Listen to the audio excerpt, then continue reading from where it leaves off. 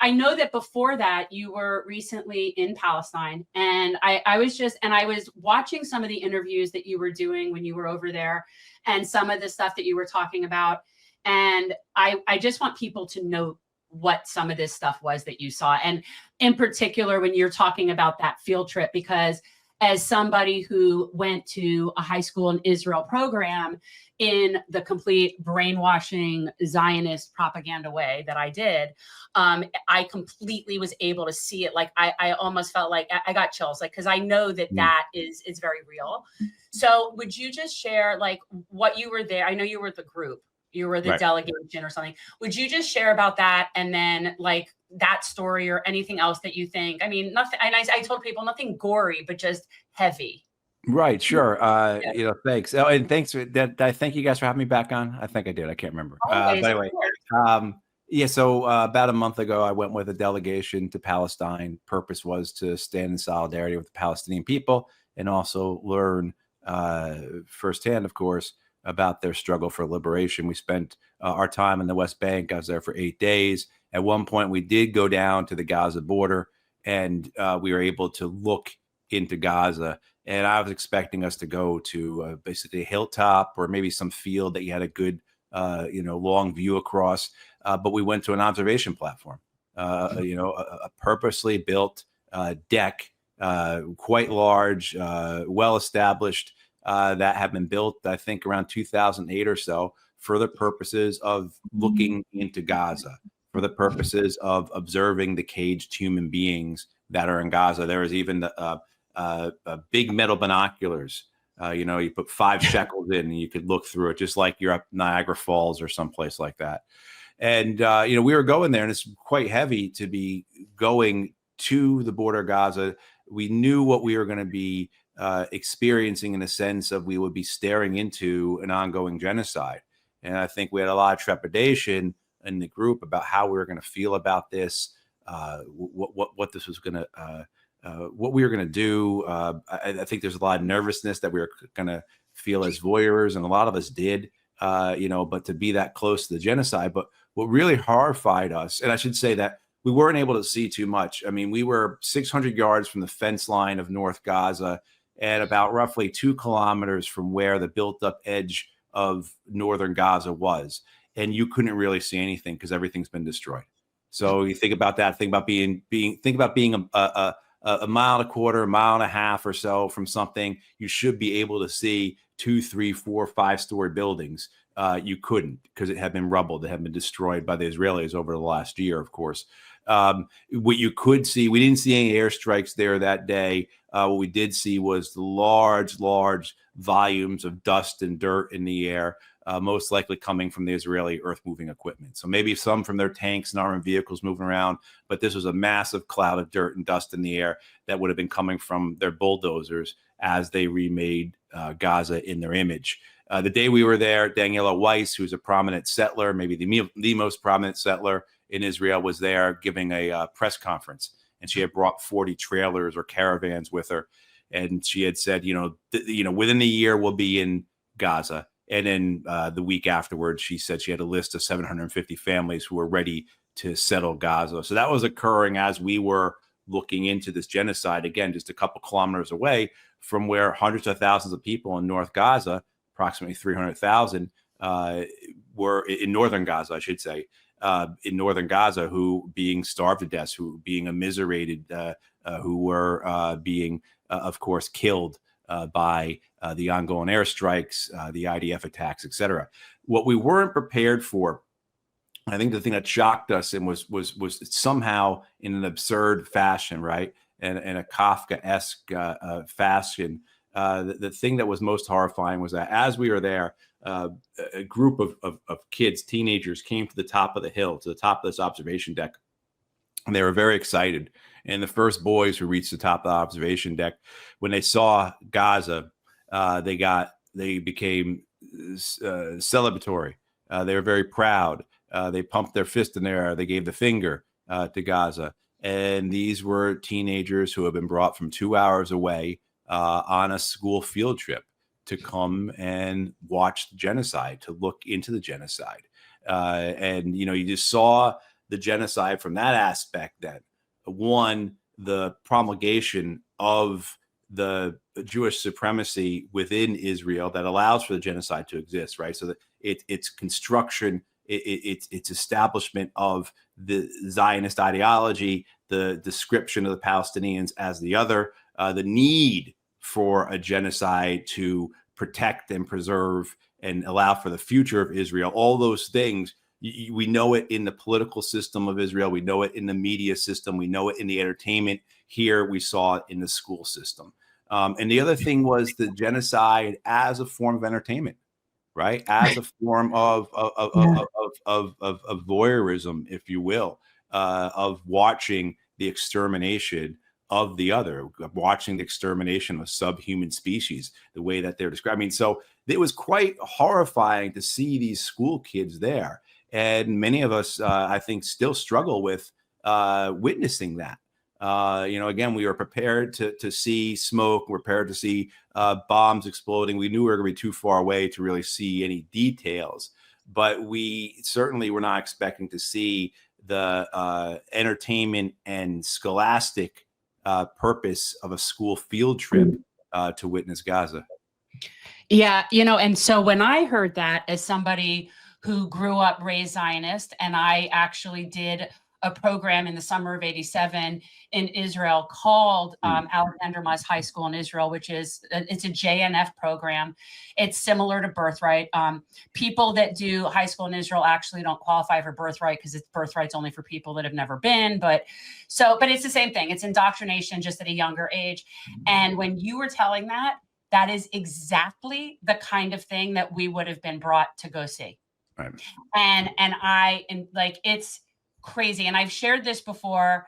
And I have a picture of me holding some assault rifle thing that we were all posing and taking pictures with, because we had to be with armed guards at all times, which of course then begs the question, where are you taking teenagers? And, as a parent now, that's horrifying to me. I would not let my kid go to a program where you feel he needs an armed guard to be with him. Then obviously you're where you ought not be. And that's what we were doing. And they were, and I didn't know.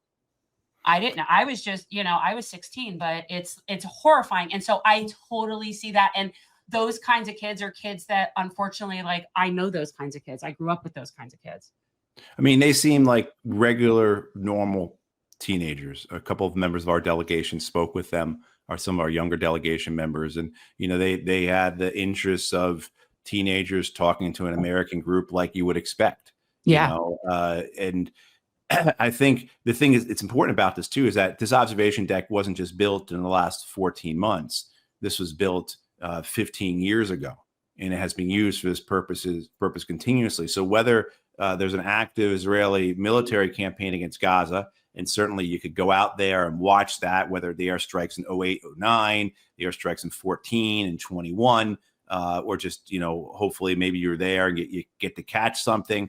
Or it's the idea, I think, to your point, Jen, of bringing people to show them the danger, right? To show them the other, to show them the barbarians at the gates, right? And that's a motif, that's a theme that you've heard continually, right? This idea of civilization versus barbarism, right? And so you're able to take your children and show them what the threat is, show them what they're, put an actual, put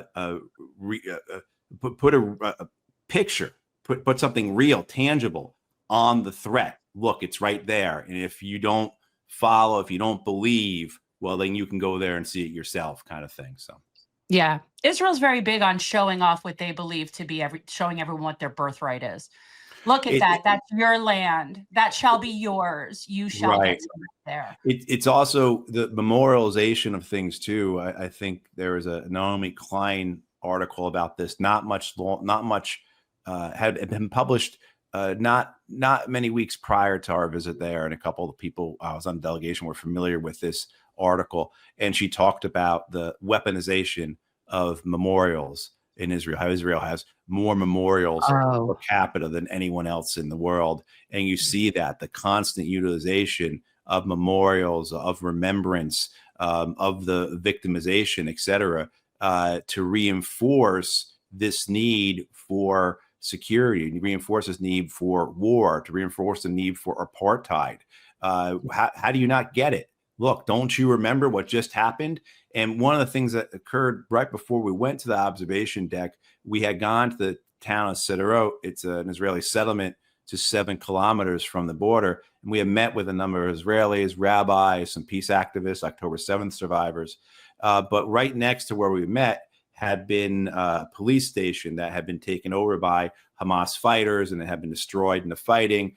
And there's a beautiful memorial park already there. Like here in the U.S., it would have taken us like 8 years to build something like this. This was not just a collection of drawings on a wall or anything like this. This was a well done, professional engineered design park. It was lovely, actually, and serving the purpose as a memorial. So you could see how quickly they were able to turn around and continue the narrative, continue the storyline, to continue that type of understanding with this in society of the life and death cosmic struggle that they are in that goes back 3,000 years. Yeah. Peter, I feel like you feel always left out when I get on like my anti-Zionist sort of like rampage. Not at all. Okay. Here to listen, here to observe. Obviously, you've served as a Marine, and I am sure you're observing what's going on in Syria right now, particularly Damascus.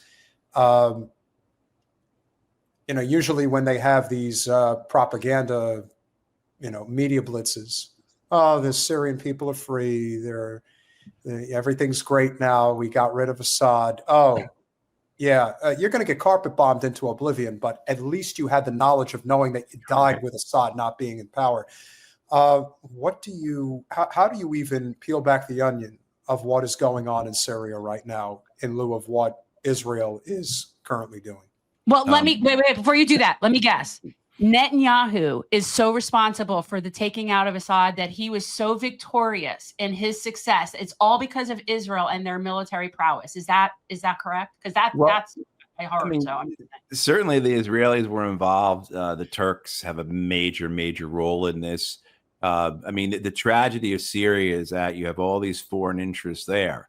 And certainly if you look at the Syrian war that begins in 2011, it's got nothing to do with the Syrian people. I shouldn't say that. It's got very little to do in the way it evolves with the Syrian people. Certainly there was that animosity towards Assad and his government. There was an organic desire to participate in actions similar to what we were seeing throughout the Middle East at that time during the Arab Spring. But then, of course, that got co-opted and taken over by such a diverse group of foreign interests, including, Al-Qaeda. So you have that continuation. The war was put on a low simmer for these last 2024, these last 7 years or so. And many people, I think, rightly thought that it was over. It was done with, that those who had opposed the Syrian government have been defeated, and they are essentially kept in a camp in the northwest. But that's not the way it was going. And nobody told the Turks this. Nobody told the Qataris this. Nobody told the Israelis this, or the Americans, that it's over. Assad won. And what we've seen happen over the last years, because it would have taken years to plan and prepare for this, was the ultimately successful preparation for what we've witnessed in the last couple of weeks. I think now probably most people would be surprised at how quickly the Assad government fell, but maybe not.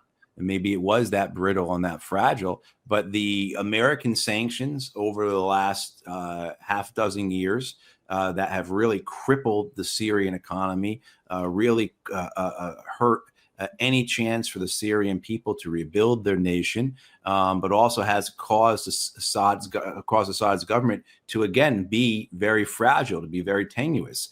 Those sanctions were incredibly important to allow for what occurred in the last couple of weeks. Certainly, the presence of the American troops in eastern Syria, controlling the Syrian wheat fields and the oil fields, are in line with those sanctions, right? So it wasn't just the external sanctions that prevented Syria from importing importing what they needed. It also was the American troop presence in those oil and wheat fields that prevented the Syrians from having any type of resource to export or to utilize, again, for their own well-being. I mean, so the American role in this was massive. And of course, the Israeli role, continually bombing them for years. The bombing campaigns by the Israeli military this past year in Syria have been, as we've seen, very effective. And then the Turks have been preparing both the jihadist and the, quote, moderate, unquote, opposition forces for these last several years to do exactly as they did.